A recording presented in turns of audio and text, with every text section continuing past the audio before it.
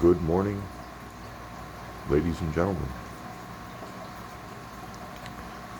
Today, as you can see, our 13 watt UV sterilizer, which isn't showing up very good because the lights are off down there. But you can see the glow of the UV light indicator. Anyway, it's had some time to work, and boy has it done its job. For this tank, it looks better than this tank almost. Well, not really. That's such a beautiful tank. One of my favorites right there. Very nice glass. And had a suggestion to paint the back of this one black, and I think I'm going to do it. I just need a little, I have the paint. I just need a little roller. I don't want to put it on with a brush. So I'm going to have to clean up the back, and we're going to get that done. I think it's going to suit this setup very nicely. As you can see, it almost looks black right now. So if I paint it, we won't have to look at the filters, and it'll be a lot cleaner. Back over here, aside from the water quality, I brought some more of the stinkers down.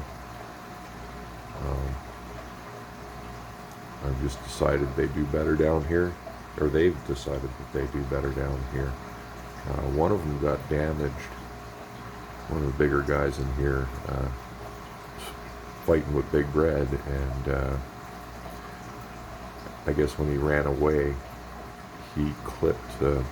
I got Malaysian cone snails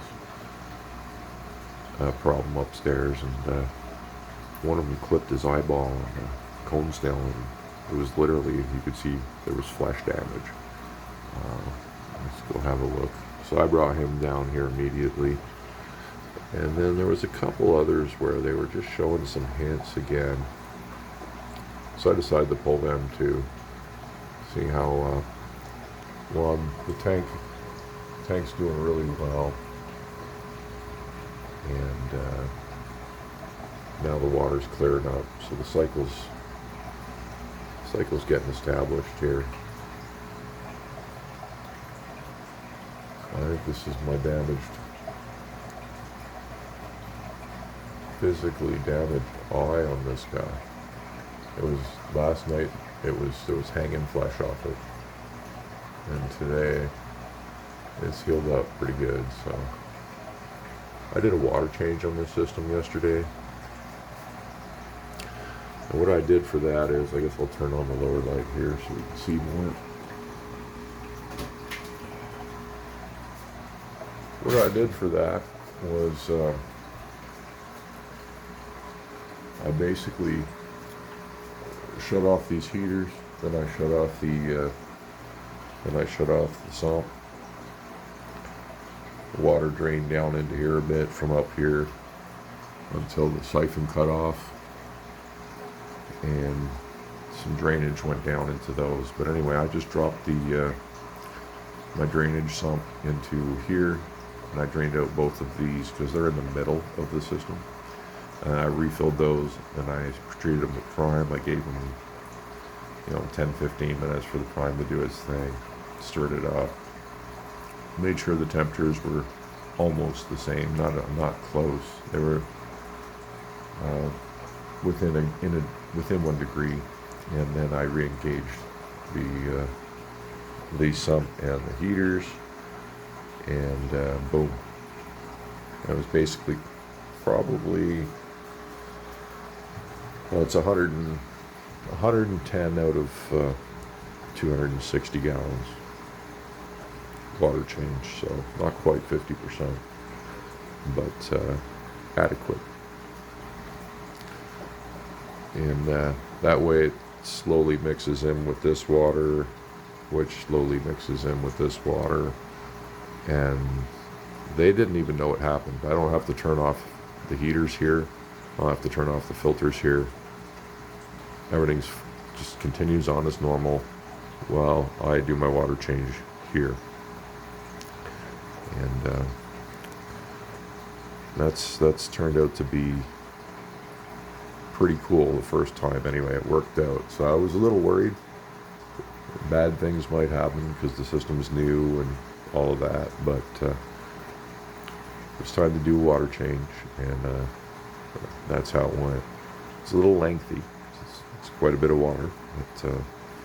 It's not much worse than upstairs, to be honest. So I'm really enjoying this setup. This is going to do some cool stuff for us, and 260 gallons of water volume is it's just a good thing. The fish will respond to this very nicely, and they do. Look at these guys. Like, they're showing me nothing but I'm happy in colors. Although these ones always show a little banding until they get much older, but they are capable of hiding it, and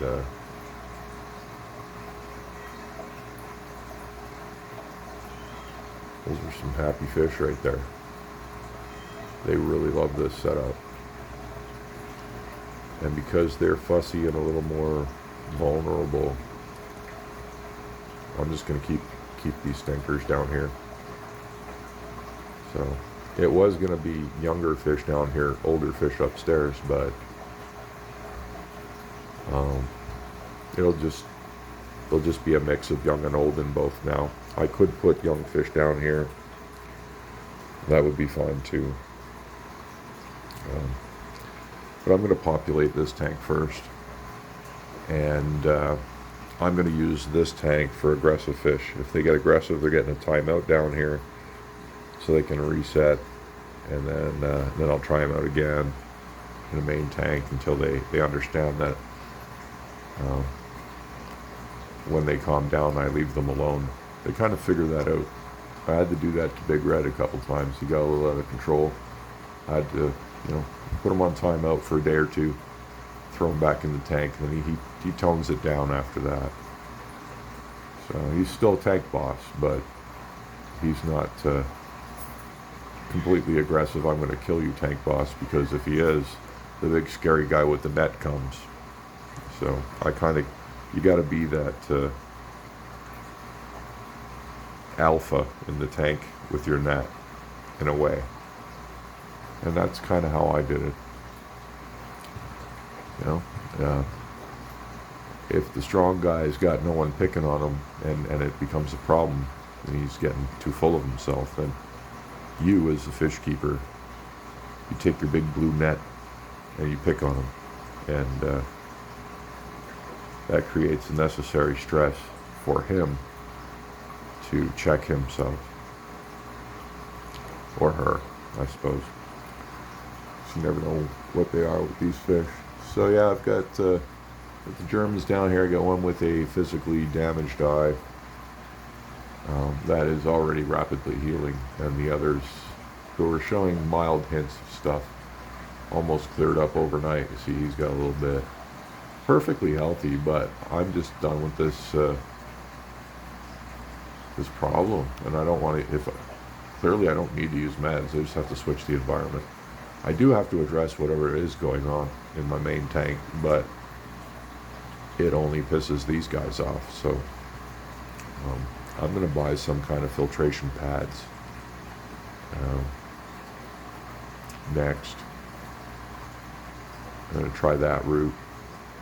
They've got these, that's for something like the Purigen product, but they're in pad form. And the way I've got my sump set up on the 90, the intake down here in the 90, the intake pump, looks just like that. I put it in a plastic jug that I modified, and it's poked full of holes like a sieve. And then I wrapped a sponge around that, and it sort of acts like a Matten filter. So it's wrapped around like that, and then the water comes through the sponge and gets pumped in. I'll build a similar setup for this. I just haven't gotten around to it yet. So I want to change that piece of sponge I have around there. It's probably about 1/2 inch thick, and it lets flow through fairly well. I'm going to change that with this other product I was looking at, which looks to be a pad around the same size, and it's supposed to strip like all the nasties out of the water. So they're very expensive, but I think I'm going to buy one of those and drop it in the 90 and see what I get from that. I mean, everybody else up there is happy anyway, but the fact that something is in there affecting this line is enough for me to want to get that something out. And I think maybe if I run those pads, I might get that something out. So, yes, I can dose the tank with a bunch of meds, but A, they're hard to get up here. And B, I've played the med game with this problem, and with what I can get, and it hasn't taken it out of my column. I've done the water changes. I've increased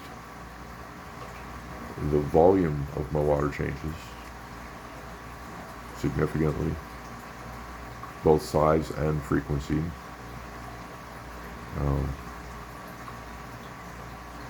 And then I put them down here, and within 12 hours, they're fine. So, it's clearly an environmental issue. It's not something I need to medicate. I have to address it, but not with medication. I'm going to get these intense filter pads, and I think it's going to help. I also might just take this, I might buy another 13, I think I'm going to buy another one of these 13 watt guys, and I'm going to put a 13 watt up there, and then bring one of those 9 watts down here. So there'll be a 9 and a 13 in each system. The 9 watt is more of a filter with a UV in it.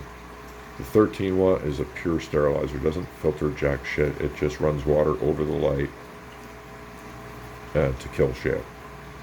So, that's probably going to happen upstairs. Now that'll probably help what's going on too, because these things will kill bacteria and protozoa and things like that, and the weaker ones I have upstairs won't kill things at that level. So they might, but clearly they're not. So I'll put a stronger UV up there in the near future. But really happy with what's going on here, except for the light flashing like that. Maybe if I bump it, it'll stop. There we go. So we'll just do that from now on when we film. Let's get that flashy effect going on. And yeah, I'm happy that they're happy. So we're keeping these guys down here now. The stankers will be in the downstairs setup. And they look great down here too, so quite happy with that. Thanks for watching. Just wanted to give you a quick little update, show you what's going on, what I'm thinking and why I'm thinking it. We'll catch you in the next one.